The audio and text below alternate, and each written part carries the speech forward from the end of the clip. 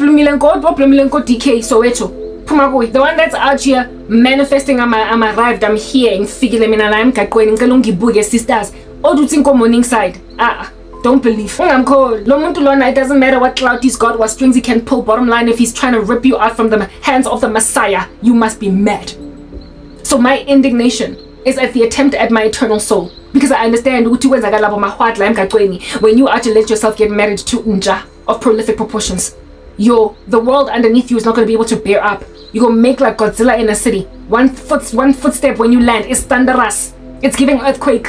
And when you're that mad, according to the scriptures, it's very hard to not sin. In your anger, do not sin. Do not let the sun go down on your wrath. You get told don't sin when you're angry because you are inclined, prone towards sinning when you're mad. Because you want to take things into your own hands. You want to take matters into your own hands. You want to effect your own justice. And to wait for God. You cannot wait for God. Your watch is just ticking too slowly. And so given that you're blowing steam and in that fever of passion, Funuk matters into your own hands to make yourself feel immediately better. When Indota is constantly driving you up the wall like my ex drove some woman up the wall, in a text message, that's what's good. You are going to sin. So when you are always just burning with anger, you can't keep your cool long enough. You can't, indefinitely. It's impossible. All that cortisol, you're gonna want to release. At some point, you're going to want to let that, to snap that brassiere so they can just hang. You are going to want to release. Steam, like a kettle on the stove that is out there boiling. Whee! At some point, you're going to whistle, girl. And when you whistle, it's going to give unregenerate. It's going to give hell have no fury like a woman scorned. It's going to give sin. It's going to give revenge, sabotage. It's going to give mess with children's lives. It's going to give adultery. It's going to give squinch. You are going to funa squinching by any means necessary. Labafazi abachate easy rubbish. They start crying and then they start determining. They first start snot and trane. And then after okala long enough baya kenyeka. And then they like eye for an eye, tooth for a tooth, out here grabbing scriptures and ripping them out of context. A tooth for a tooth and an eye for an eye. Da da da da da da da da da da. Kim Sayona. Da da da da da da da da da da. People going out, people going in. Why? Because of the color of the skin. Run, run, run, but you sure can't hide. An eye for an eye, a tooth for a tooth. I'm gonna take matters into my own hands. Da, da, da, da. You will sing, people going on, people coming in. Why? Because I am married to a fool. Run, run, run, but you sure can't hide. You will take it out on something, sisters. You will eventually pop. Do you understand? Like a pimple on a teenage. You will pop. And that popping, that's when Gunga Shubi, the earth cannot bear up under you. You will say, oh, okay. You will literally roll up your sleeves. Because you think you're Beyonce. Roll up. They don't love you like I love you. Step down. They don't love you like I love you. Chill out. They don't love you like I love you. Step down. Can't you see there's no other man above you? What a wicked way to treat the girl that loves you. Oh, lap. Oh, chica. They don't love you like I love you. Oh, it's such a shame to let such a good girl go to waste. But then you're gonna make me kill somebody, destroy children, wreak havoc, cheat on you again so that I can say that I've done it too. And now I am desperate and crazy. Because both me and my husband are spreading HIV, but at least I'm not the only one. Hold up. They don't like and go and grab a bat and lambaste everything in the street, cause vandalism on public property, get arrested, hell hath no fury, sing, ring the alarm, do all different kinds of stuff, and then become that nasty, crazy lady. That, yeah, man, she used to be so sweet. I'm a daughter. I've done videos over and over again. If you don't quit the idolatry of mere mortals, you will inevitably pop a pimple like a cystic acne teenager. You will pop. Do you understand? You will burst like a balloon. You will burst. And it is at bursting that you are not going to have that peaceable and that quiet spirit that is so precious in the sight of the Lord if a woman wears it. It'll be literally impossible near on. There is nothing impossible for God, but it's going to be that much harder to be godly. It's going to be that much harder to be pious. And so if it is tough to be pious, has a person not thrown you, never mind into heartbreak, Has a person not thrown you, never mind, into HIV? Has a person not thrown you, never mind, into single parenthood, even though you married hoping to have children with a man and the two of y'all raised them kaofela, anza phela ha gona child maintenance, but you're still proper? Not only has this person thrown you into an adulterous affair because you are using it to supplement your income, but this person is over and above throwing you into all those random crazy spaces, into hellfire too. Look at this bugger literally thoroughly prosper to vomit you out of his mouth like your bile, like your hydrochloric acid, and you land not in the basin or the drain or the toilet, but in hell. Hold up, they don't love you like I love you. Exactly. You should not love a man the way that you love Christ. And when I woke up, sparkly thing, did I see a light bulb moment to discover this as a thing. I latched on for dear life like a stitch on a garment unto Christ. And every last baboon that was a Bobby Dogo that tried to slide into my DMs, not only did I bat them with my bat instead of batting public infrastructure like Beyonce in that music video. Not only did I bat the men myself, where I had self-control, but where I lacked self-control, because women can be like that. He remains faithful when we are faithless, for he cannot deny himself. The Lord was the one to grab that bat and was like, wah! And it stayed there, just kind of, twisting on the spot. Zaga, zaga, zaga, zaga. Zaga, zaga, zaga, zaga. Just swaying left to right. However battered, right, was the structure of a man that has been shillinged by God, even though he started out 100 rand note to say shilling. Yeah, the Lord did that for me. Swinging like, that thing at the theme park or Gold Reef City or wherever, or at a rally of sorts. They're not a rally, by some kind of a marketing event where they are proliferating something. They are trying to promote something, and there's like this big man that has air being blown into him, and he's just like, and it's floating around, and just when it falls it goes again, when it falls it goes again, because none of that keeps on getting blown into it. These men are like that thing, right?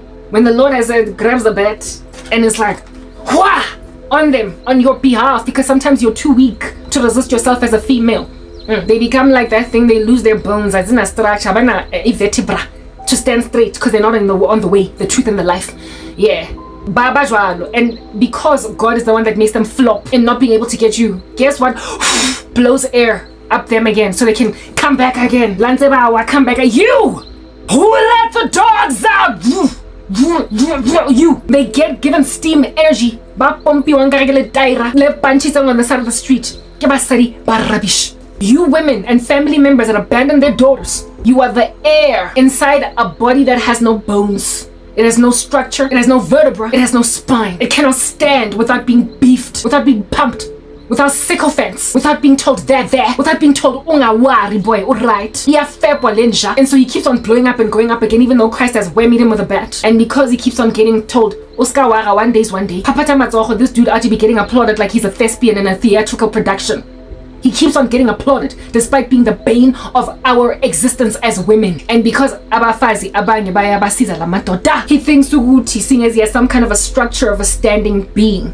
In the season when after this air has been pumped up his body, when he's up, standing strong and enacted like a statue, that he can slide into the DMs of church girls and make like Beyonce dropping it like a thotty despite being in a church. Like proper. He thinks he can slide into the DMs of church girls insofar as he can appear to be standing up straight. But you see, the beautiful thing about that thing that has been whammied until all of its bones have been crushed to a fine powder such that it can't stand on its own. All you need to do is wait. Y'all know those structures, those little things that have got that generator blowing air into it. You know, at some point they look like they're going to be completely fallen. You see, as a Christian woman, all you need to do is be Christian long enough.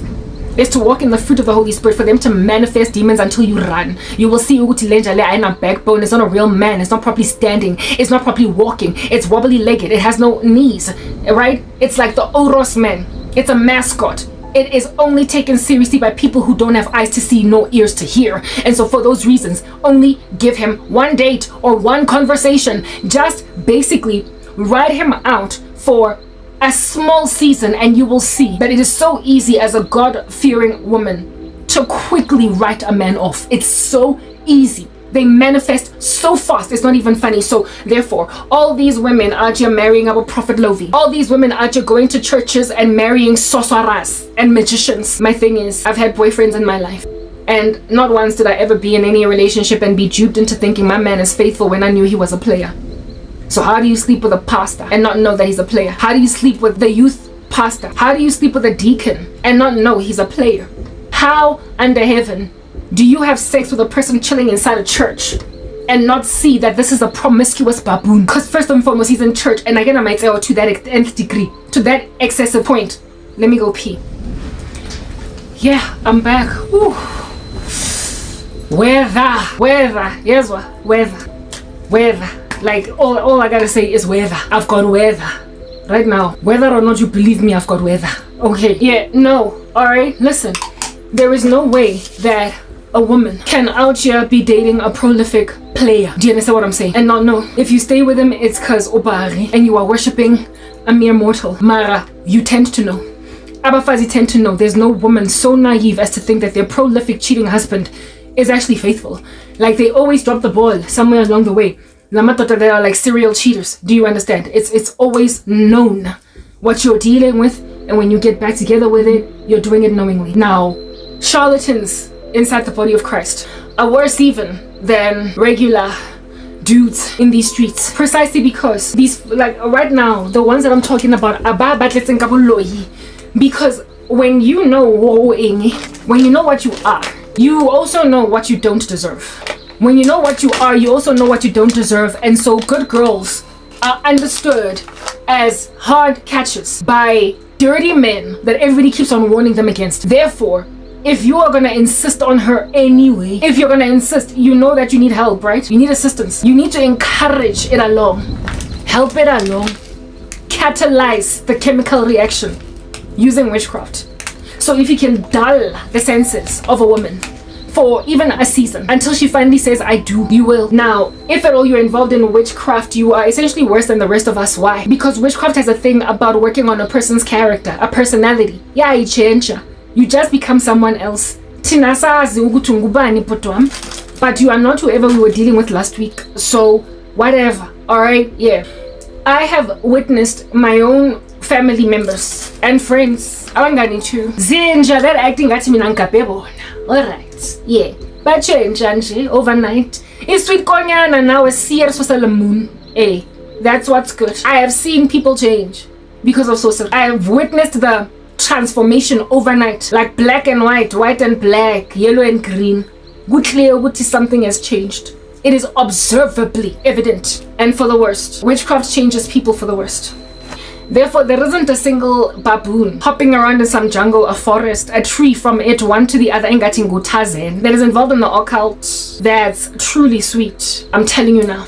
There's not a single occult member that's genuinely kind, that is truly hard to find any fault with. Aguna, a single individual that is a practicing Satanist, using black magic in particular, that is actually really genuinely consistent in any good fruit.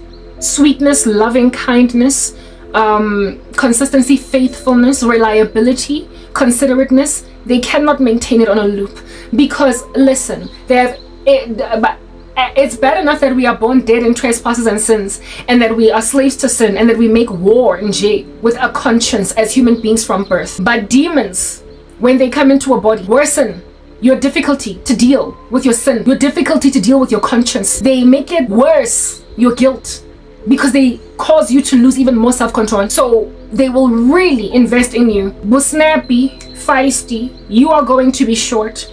They will invest in you. Mean-spiritedness, being a little bit of a hostile buffoon. They will really truly inject it into you to be aggressive. They go and they grab, like I said, the sweet konyan out of making like a potato pie, and they will convert them into something gnarly and ugly to eat, but looks good on the outside. When I was in primary school, we had a bake sale. That's what's good. But I've always had a Hlongwane-fied mom. I've always had a stingy mother. She's always been miserly that way, clutching onto her purse like she's dealing with a bandit, except she's dealing with a child. So because my mom was always just gangster, miserly, I was never one of those kids that got bake sale. I'd be out here bringing vanilla chocolate mix. I'm out here bringing caramel cake. I had to bring the Smarties, the popcorn, what a lot I got. I always used to, so I don't get laughed at school for not being a participant in events and affairs. When we had a bake sale and our class had to make the treats or bring the treats, I would experiment on me savvy by myself. I would experiment by myself in the kitchen, katsukiri, whatever is there, yo. Because my mom used to bake a lot when we were growing up, these scones and whatnot. So there was always baking stuff in the house. The vanilla essence, Mara, there was only one person that could dikhata with it all. I was not a trained child pertaining baking and all that jazz. I didn't know how to bake. I didn't know how to make pancakes. Anything, nothing. I couldn't do anything. Right? My mother did not hand down those lessons. Because that's what happens when you deal with a worthless husband. Do you understand? Yeah, so I got in the kitchen, seeing as it was going to be cake sale the next day, and I don't want to rock up empty-handed with teachers being out here like, who? Oh, na, Oscar Mona Lesona, ha, 500 rand bake sale, and she brought Dololo to the occasion. So one fateful day, I decided that I'm going to bake myself. Because I saw it happen enough times in my mom's kitchen, for my mom, in my grandmother's kitchen, for my grandmother. So I mean, I got it in me. It's in me. I got it. It's genetic. Yeah. I go straight into it and I make my own little goods. My little baked goods looked like ginger biscuits. They looked divine.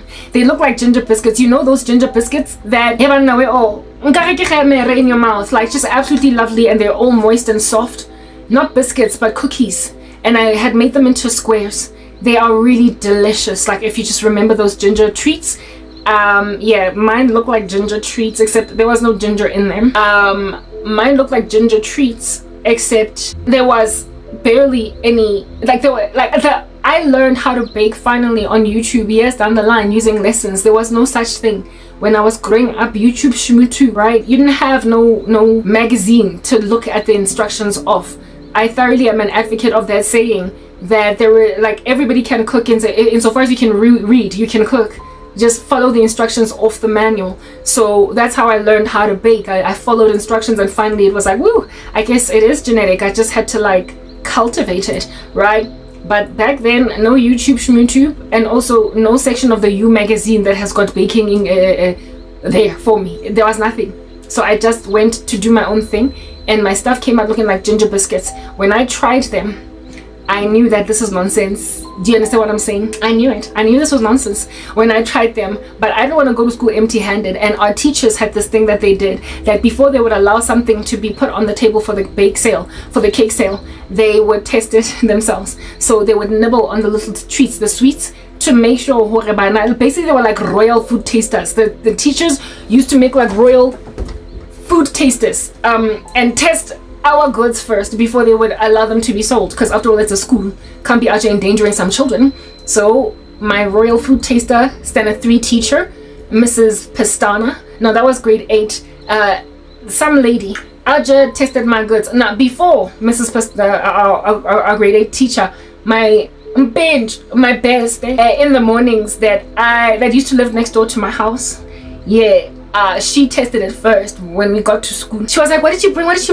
I was like, here. I opened my little container and she was like, can I test it? And then she was like, hey, you know when you're decent. That friend of mine did not say anything.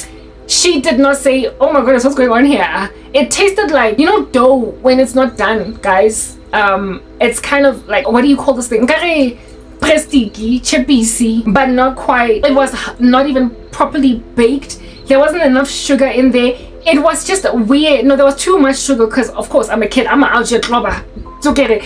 In a sweet mara, it was bubblegum. Do you understand? They looked good on the surface. They looked so good. They looked good. Mara, when you put it in your mouth, this friend of mine goes and takes a bite, and I could see most of I had tested it and in and of myself been like, this is nonsense. I go to school, my friend tests it and doesn't say anything because she's being decent, but is like, I'm going to save it for lunch. Puts it in his cup tin and says that Otlo Asia the rest of it a break. But I know that it was going to go in the bin. I knew it was going to go in the bin. She didn't say anything, and lo and behold, we get to the bake table around break. If anything, before even around break, because you have to set up base camp before break, so that when the kids come out, they actually be buying a baked treat, right? I set that up as class because we were the ones that were going to be selling, right, at the table. When we go and we set up, I look across the table, all these baked treats, these scones, the queen's cakes, all these kids, right, to look for my container can thing, right? And well, of course, it wasn't there. It wasn't there. It was not there. And the teachers had this thing that they did for the kids whose treats they did not choose.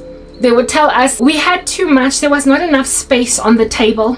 Karabo, so next time they were gonna sell your things, but thank you so much. Yeah, they gave us back our inedible treats, our arsenic, our poison. They give it back to us on some next time we'll feature your baked goods. So I was among the kids that they gave back the containers of to take our stuff back home with our cakes not being eaten because we were not selected, because we were not worthy of selling, right? We were written off, bad debts written off. We were a bad debt, and they let us take our little skaftinis back home without our stuff being eaten, without it being bought. Yeah. That was what in the world under heaven happened over there with my bake sale. Now that baked good, my little weird experiment in the kitchen, with making wannabe ginger cakes that aren't really ginger because there was no ginger in there. I don't even know why they were so brown, but babe, maybe they can say I could say coffee, whatever, right? Yeah, that's what unregenerate men are like. That's what unregenerate people are like in the climate of a true saint, in the climate of a real saint, when you are an actual disciple of the Lord Jesus Christ. When you encounter somebody that is like, hallelujah, praise the Lord in the name of our King of Kings and Lord of Lords, have a blessed day. The Lord bless you and keep you, make his face shine upon you and be gracious to you. Somebody walking around with all that kind of speech on their tongue. When you give them a shot as a child of God, you hang out with them, you go to Bible studies with them, you will come to learn that they were like my baked goods in grade 5. Wasn't it 3? Look good on the outside, be actually looking like juicy, soft, moist ginger cookies. Only for your friend to take a bite out of it and put it in a scaftine, only for it to go down the toilet later on, and for your teacher to send you back home with your batch of cookies to you in and of yourself, throw them in the dustbin. Yeah, Christians eventually are dealt a bad taste in their mouth by unbelievers. People who aren't truly of God turn out to be like my wannabe ginger cookies in grade 5. They are not properly baked, they're not properly put together, mixed together, and whatever you expect to taste is disappointing once it lands on the tongue. I was listening to the Gospel of Christ, a testimony of his the other day, when he was actually calling out false preachers, and he was like, he went to a coffee shop one time and saw a dude actually reading the Bible in the coffee shop, and so he got inspired by all that, walked up to him and was like, hey brother, what's good? The two of them had a conversation, and he was then invited to a Bible study. The guy woke up Gospel of Christ. He was invited to a Bible study, and then he said that, but I ended up essentially having to excuse myself from this Bible study because once they started to unravel the scriptures, unpack them, and I learned what they actually believed and how they interpreted God's word, I realized that I was in the wrong place, and so I excused myself, I left, and I never fellowshiped with those people again. If you're truly filled with the Holy Spirit, you can't be deceived by unbelievers, no matter how hard they try. They just cannot for the life of them really truly satiate or satisfy the longing for fellowship that a saint has with other believers. They will always butcher scripture out of context. They will not rightly divide the word of truth. They will also have behaviors that are out here manifesting Tourette's, right? They will just break out into Tourette's syndrome, like just bursting out, blah, blah, stuff that don't make sense. They'll say stuff that just don't make sense. Like the dude in the US had the Tourette's syndrome of believing that black people are the real Hebrews. He had the Tourette's syndrome of throwing in an expletive one time when we were speaking the F word and said, oh, I'm sorry. Yeah, later on. They've got Tourette's. They involuntarily give themselves away. They involuntarily evidence that they have no fruit. And when you are a saint of the living God consecrated, and you make observations of those things, and you still walk down the aisle to a man like that that's got spiritual Tourette's. A man that on your first date could not stop casually throwing in the S word. When he drops his croissant on the floor at the restaurant by mistake, he's like, oh, S, I'm sorry. He is uncultured. His speech is not seasoned with salt. And if at all, he can so easily release expletives because he dropped a croissant on the floor. Instead of saying, oh snap, or oh my, oh goody. Hey, we've got ways to also have onomatopoeias. Words that are to express emotion and be out there riled up, wild up, like an angry lady on the side of the street after fighting with her husband. Nati, we know how to create onomatopoeias that express our emotions without swearing. Do you understand? We tiptoe around our language because we understand our speech to be seasoned with salt. The Lord trains us up. So a guy that's easily able to be like the F word, sorry, the guy walk of the US slapped me with the S and the F word, and even every so often spoke of me as one with whom he's having a booty call. Like, what in the world? But look at Karabo out here, literally humoring him anyway. I humored him anyway, because that's what happens when you're out here being an idolater. Do you understand? Just like our worship of God, when people are like, don't stick with him, because he's not doing anything for you. You stick with a nasty guy when he's not doing anything for you. Our God is not nasty. He demands patience and he demands long suffering, and he is ultimately able to come to the party concerning us. He holds our hands when we reach out ours to hold his. He lays his hand on us when we lay ourselves prostrate at his feet as though dead.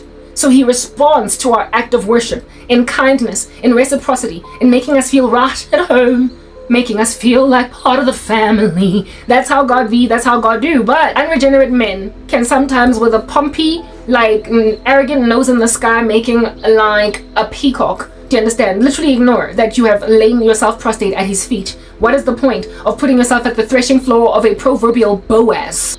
What is the point of putting yourself at the threshing floor at a proverbial Boaz as Ruth, and not have a proverbial Christ who is Boaz respond by marrying Ruth? Ruth put herself at the threshing floor of Boaz, and when Boaz woke up in the morning, he discovered that that was his wife. He responded to her sacrifice at his feet with the right action. He married her. Worldly men will literally bewitch you to put you at their threshing floor and then kick you, your nose in, your teeth in, give you a bruise on your eye with their big toe on their foot because of the fact that you literally put yourself at his mercy. Habana reciprocity, do you understand? So when you are out just screaming, yelling, panting, feverishly on the floor with sweats like it's nighttime in the middle of menopause, before a man in the church, watch yourself now. You're at a Beyonce concert as a Rabbit fan. Watch yourself now.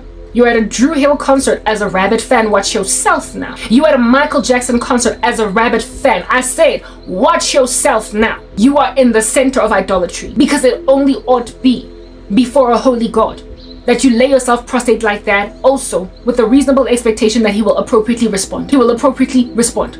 Do you understand? You put yourself at the mercy of mere mortal men who for the life of them cannot honor you and your holy and acceptable sacrifice before them, not let you be put to shame, neither condemned when brought to trial. Unrighteous men will cause your condemnation when you are finally brought to trial. Ungodly people that you make yourself an idol to, no, not an idol, so when that you make idols that you might make yourself worshippers of, will at some point disappoint. They will drop the ball. They're mere mortals. They're not trustworthy. And in the case of women, which is what I'm talking about, I keep repeating myself just in different analogies, different metaphors.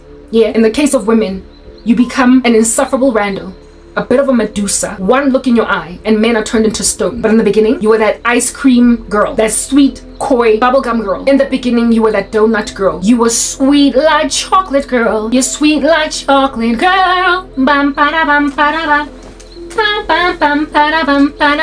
I don't know how many of my friends that were all sweet and coy and tender I observed going all strange and awry, gangstrous and putrid, because of bad men, the men of which turned some of them to witchcraft. However, some of them were already witches, and so therefore they capitulated to cancerous men.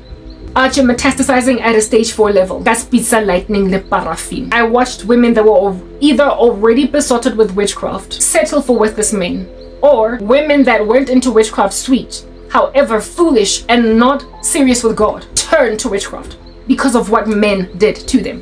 And they expect me to just fall in the grain of all that nasty crazy when my rabid, feverish, fiery, hot and bothered earthquakey indignation is at the attempt at my soul. Because understand, these men making like a bandit in the night, getting out of your house with bags of silver and gold, take your eternal soul.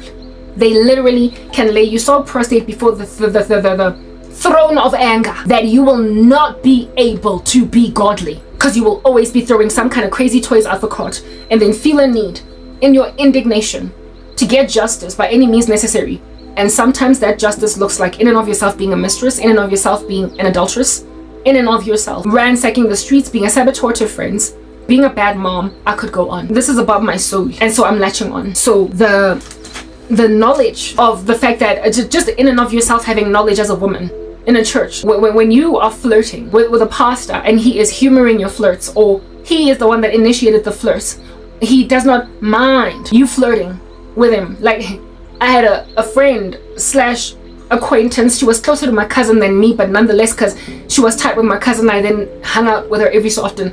This chick was only 24 years old, and she allowed herself to be the mistress of some older dude. I don't know how old he was. I think he was in his 40s, and he was married to a woman of sorts, and she allowed herself to give this man a baby. This chick worked for this man as a personal assistant. At that stage, she was 24. My cousin and I were 22. She was older than us, right? She was 24 years old, working as a personal assistant. She had just gotten this job, and then within mere months of working there, she was having an affair with him. And then within mere more months after that, perhaps a year down the line, she then felt pregnant by his child. This dude's wife couldn't have children, so he saw it fit to have a baby with a Nazi, whatever. Okay, my thing with that, when I looked at this woman, she was 24 with literally no baggage. No children, never been married. She could just as easily get married. Like, she could just get taken up by some bachelor. She could just get taken up by some bachelor in these streets, and the two of them go in the sunset. Like, you are still so viable. All right? Yeah. I could not understand when I was 24 years old. Not 24, 22. Why a young, vibrant, 24-year-old beautiful woman would allow herself to be the baby mama of some possessive married man that's twice her age. Allow herself to be the taboo in the life of some other woman.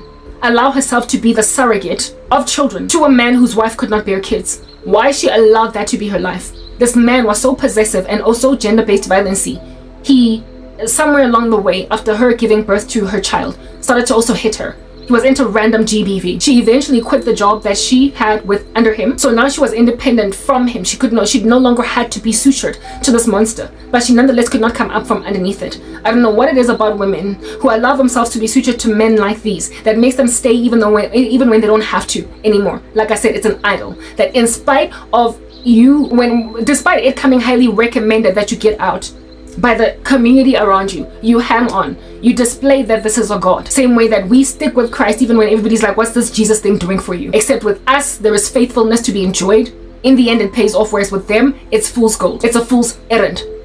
Do you understand? This woman, during the time when she was dallying, having a tryst with this charlatan, all I could imagine in my mind was all the events that led up to her finally having an affair with her boss until she ended up having a baby with her boss. I remember just having these imaginations, mock-up scenarios, like a theatrical production, playing out scenarios in my mind as to how things got to a point where this chick was now sleeping with her boss. I mean, just the taboo of going to a hotel with your boss. How do things get to that extreme? Like, how does it get that heavy? Like, how does it get to that point? How? And in my mind, I then came up with a scenario where I was like, unafit that desk in your high, asking for the minutes of the meeting, asking for the thing that he ordered, the purchase, or asking for updates, feedback, asking, so did you call the client? And then upon having this professional conversation, it is cold. I am out of my mind. Cold. Like, it's so cold. Up tops, my electric blanket is on full blast, but I kid you not, I am dying slowly anyway. Anyway, whatever. Cool beans and banana peels. Yeah, after this person has this professional conversation, did you speak to the client? Did you call him? Cool. Very well. So did you enjoy your coffee? Okay. Yeah, okay, sure. And then smiling at her and then winking. And then her being like, okay. On that day, you are responding to a winking buffoon that you like his winks. Like when a woman responds to a man that is flirting with her, you show that you're interested. That's how we do when we meet people out there in the wilderness. All right, that's how I used to do. Out there in the club, out there on campus, out there wherever, even in the office, if I had a crush on a dude, how I made it evident that if at all you go in, like, if at all you holler at me or go in for the kill, I'm yours for the taking.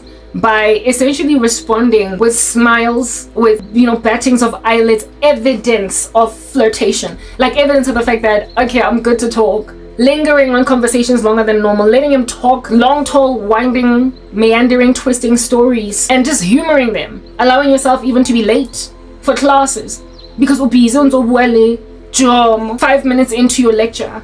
That's how you let a guy know that, hey, if you ask, I'm going on a date with you, like it's happening, like get it. You give him your number, you linger on dumb conversations that under normal circumstances you would be bored and walk out the room, storm out the way you're so mad, it's so boring. Yeah, and yet you hang out. When you just keep lingering, and also when a person keeps on asking questions, probing, leading questions that need an answer and an answer on an answer, and you humor them and you don't shut them off with one-word answers or closed responses that don't require a reciprocation. When you do this, you evidence that you are happy to talk with a person, right? It's when you do that the person then feels like, okay, maybe this time around I can ask her for lunch. Maybe I can. Like, men tend to be scared of rejection enough for them to gauge when a woman that he is flirting with is not flirting back, for him to just let go. Do you understand what I'm saying? They just let it go. How about pushy? So this woman had to have been flirting with him back. In spite of another, I mean, he was her boss. Likely the woman also came to the office, do you understand, the wife, to see her husband. And so when you allow yourself to have a relationship like that, you allowed yourself to flirt with a married man. And when you go out of your way to flirt like that with somebody that is just literally off limits, in and of yourself, you're not saved. And in and of yourself, you're duped into thinking that this is going to end well. When a person is off limits, they're off limits. There was this guy at MTN that had a crush on me, a colleague, and he went and asked even a friend of mine if I won't holler back, but I was like, not interested. Clearly he was a colleague working in my projects, right? So one time he called me, I had just arrived at home. It was maybe like 6:30 in the evening, and I answered the call imaginative that maybe it's an emergency or something, and indeed it was an emergency. He had to probe pertaining this particular thing, and then when he called me, he was like, are you still in the office? The first thing he said, he was like, are you still in the office? And I was like, no, I have just arrived home. Why? What's going on? What's fallen apart? What hair is out of place?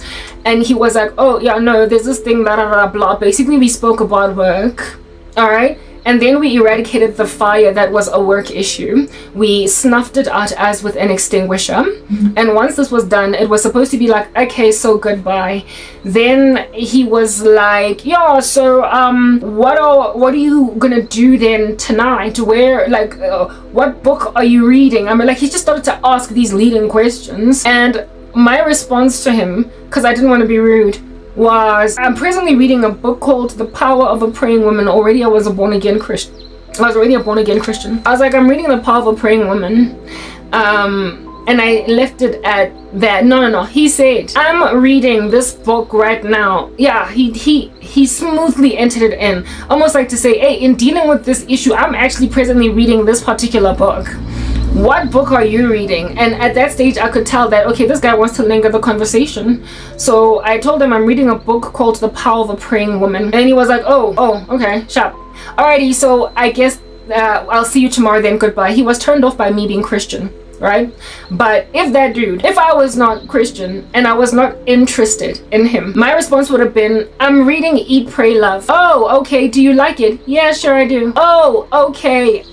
So anyway, yeah, I'll see you in the office tomorrow. Essentially, I answer the question that I'm reading Eat, Pray, Love. He asks me if I like the book. I say yes. And I don't ask him back, what book are you reading? Or do you like the book that you're reading? What are you doing? I don't care. I evidenced without being too rude that I don't want to continue talking over here. There then was some other crazy married dude that started sending me text messages even though he wasn't even working with me, because he found my number on the Active Directory at work. For MTN, people's cell phone numbers were there because our staff numbers were cell phone numbers, because MTN is a telco, right? So it's not like a landline, therefore this person could literally reach you during the week. He would send me text messages after work, and I would respond to them literally at like 9:30, 10 the next day at work, to evidence that after hours, I'm not going to respond to you. One time he called me, he contacted me, got text message something, got weekend, at which point I then told him, listen, you're a married man, I'm not comfortable with you contacting me on the weekend. He was like, no, but I just want to talk about the things of God. I was like, I can lead you to a couple of reliable sources on the internet, if at all you're truly interested in the things of God, of men that are veracious, they're faithful shepherds they will lead you if at all you really want somebody to shepherd you. But I'm a woman and I'm not to shepherd men and neither teach men. So these are the sources that I can give you. I decided to write him rather that in an email instead of a text message because that would have been laborious and long-winding. And he eventually caught the point, but he tried to make it look like I'm just having a conversation with a colleague. No, you're not. It's after hours, first and foremost. And secondly, it's on the weekend. What are you doing? But that lady humored that conversation. The conversations along, like basically a dude just asking you, what are you reading? I'm reading Eat, Pray, Love, and I just love the part where the lead character is eating a pizza and she has this to like comment about what a pizza is, and it's just giving. I actually want to go and watch the movie now. I want to see if they've done the book any justice. What about you? What are you reading? Oh, you know, I've always wanted to read, like you are showing that you want this person to keep on carrying on and humoring and carrying on and humoring. So women that allow themselves to have these long winding meandering morabaraba on a gaming board with a man that is like don't touch, off access, like untouched, like proper restricted access men. When you allow yourself to humor conversations like this with a man that is restricted access, you're flirting. Do you understand? And you are opening doors. And I'm a daughter of the world, especially the ones in the world, right? And this dude could be not trying to cheat on his wife, but if at all you open these conversations, he then discovers that he has a lot in common with you, and the two of you get along like a house on fire. Yeah, but to men, I'm sorry, my wife, I like her, she's interesting, and clearly she's okay with the fact that I'm married, because I've been saying it all this time. I'm married, my wife this, my wife that, and she keeps on humoring the conversation with me. So I mean, what's one night? That's how affairs start with men that were not intending on cheating on their wives. However, one that goes out of his way to flirt with you. When these women that claim that we were just having a conversation, then one thing led to another. One thing ought not lead to another. One thing ought not lead to another, because the ball is literally in the court of the woman. Do you understand what I'm saying? The ball is always in the court of the woman to stop a flirting monster, a beast, a fluffy little furry ball of a nasty monstrosity from growing and growing and growing and getting bigger and bigger and bigger. Yeah. Until it's a Grinch that steals Christmas. You can, like, it's the ball is in the court of the woman to stop that beast from growing. The ball is in the court of the women, because women, you're the ones that get pursued, that must open yourselves up to pursuit by a man. And when you let yourself linger in conversations with married men, you not only put yourself in a position to have crushes on them, but for them to have crushes on you, and for them to have affairs with you, even if they didn't intend on cheating on their wives. So you are without excuse on that day. You are without excuse on that day. It's all very basic. It's all very simple. We are not out here going any two ways about it. Good clear. Do you understand? Good clear. So now that chick, I imagined that she must have accommodated so much flirting from this guy that ultimately he said, let's go for lunch together, go officing. And the lunch went from, so what do you do on the weekends? And she let herself get picked up by him, and then end up in a hotel, and then end up paying her bills, and then she ended up his baby mama. I mean, she must have accommodated it, because men will flirt with pretty secretaries all the time. The ball is in the court of those pretty secretaries to not flirt back with the boss. I've had a boss too that flirted with me, and that water, that fire, like a wick of a candle, gasp it, because I was always like, okay, like a robot. Okay, ha, joke dropped, statement said, very well, next week, 2 hours from now, 25:07. That's when him asking the time in the morning. Yeah, that's how I was. One word answers, nip in the bud, like proper. Some boss of mine, to go to Limpopo, Mpumalanga, wherever, to go meet clients, and I remember the conversation that we were having coming back was so awkward. Yeah, I was a young person, like 23, 24, so I was always dancing, and one of my cousins worked for the company too, but a different department. And so this boss of mine asks me, so osebetsa le Lerato, let's say that cousin's name is Lerato, so osebetsa le Lerato, and now osebetsa keng kutlo ba re wena le Lerato le related jwang? Oh no, her dad is my uncle, and my uncle Wateng is my mom's brother. That's how we're related. We're actually quite tight. We grew up kaofela, whatnot. And then he was like, yeah, oh, you're tight, as in I'm sure you guys, they're young. In and of himself, he was not that much older. He could have been maybe like 28. He's like, yeah, so you guys are young, probably in the like the weekend, Joburg. I was like, yeah, no, we always partying together. That's what's good. And that's when the conversation took a strange turn. Then he was like, hi,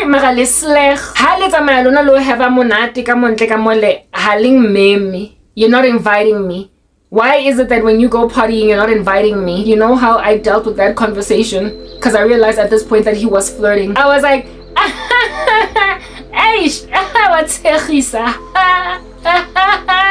literally, I made him feel like we care. What am I doing with you? You're partying. You're too old. The guy was young. He was 27-8 himself. It was in 60. Ebuza. I'm a 25-year-old Zuguti where we partying tonight. I laughed at him like that. He let it go. I treated him like he was way in over his head to ask his 24-year-old subordinate to invite him to a party. I made it clear that you're not arrogant. What is this? You're irresponsible to petition that of me. How did he show me? You are my boss. Futumdala, you're like a kehla udedi, and angjavi mina no babuam. So relax. Noma lo muntu lona was age, was young. Kodwa ngamthitenga TV kehl, and he let it go. Never again did he ever flirt with me. Try again. There's a way to close this loop. The other boss that I had, Yena, would stop me for the railings. And this happened only, however, once I was out from underneath him, right? Nama thought that flirt with women in the office. I'd already gotten a promotion to work in another department, so he was no longer my boss. But during the time when he was my boss, I had a colleague that was accommodating him, a single woman, a friend of mine. Unama accommodate. Let's say his name was Jababa. She was like, hey, I have a what do you call this thing? I have a confession to make, Karabo, because we were tight, dibomba, like that. She was like, I have a confession, Karabo, to make. I'm like, girl, come out with it, come out. Swaga taba, nta taba, nkare kisi pinya bua, renche, horongang mo strating. And she's like, I have a crush on Jababa. I was like, Jababa? Oh, ngang sneefy. He literally smelled like something very dry and made of paper. So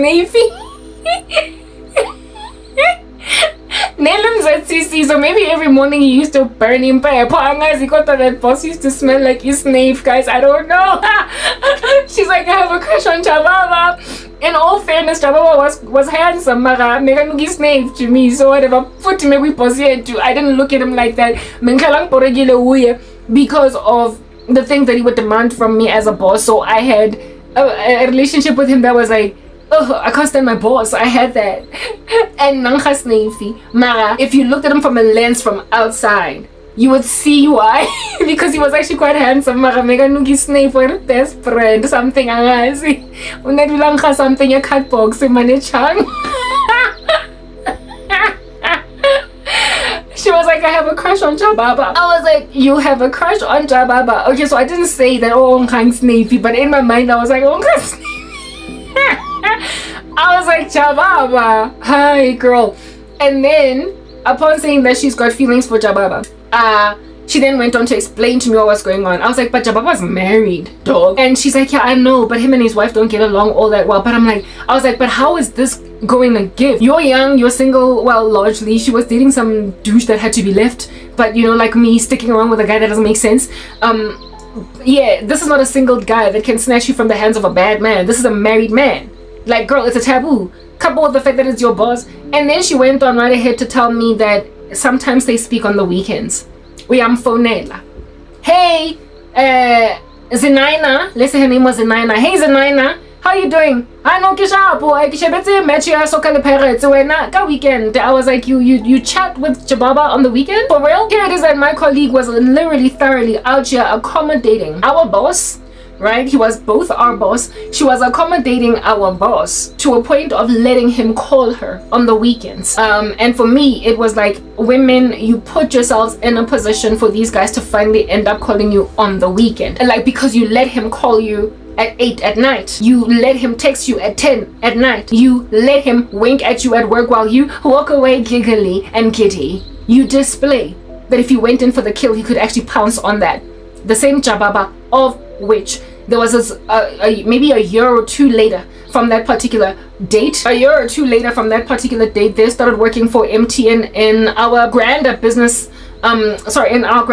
unit, but like sort of kind of divorced from us in that they were sitting with phase 2. This young woman, our age, she was our age, all right. She started working. She was one of those yellow bones, thick nyana, out here giving, like, what celebrity can I give you here? Maybe like a slightly thicker version of Mini Lamini. Like, these yellow bones biting a little bit on the thicker side, like Bafaresh, Babo Kosa. This chick was a pretty girl, our age, a little bit fresher than us. What no? She starts working for our department, a business analyst sitting on the other side of the building.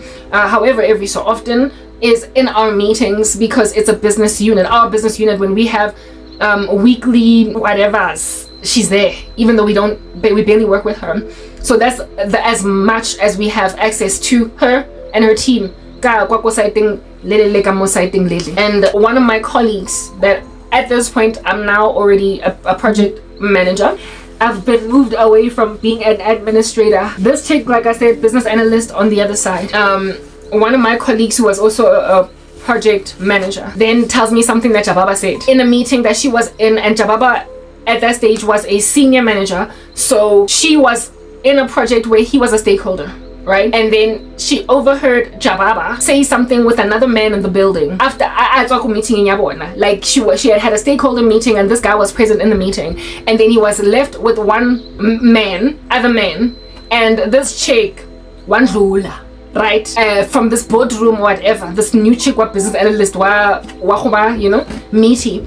And my colleague overhears, a woman, she overhears my former boss, her stakeholder in her project, and our colleague in total. She overhears him talking with another man in the office saying, yo, she's the type of woman in Jefela wa umufakela mavati uyamspati sanje and just move on. She looks like the kind of woman that would make for a good pregnant woman. She looks like she would look good pregnant. Give the type of woman in Jefela batla umuf bamba. Yo, dog. Yes, like it.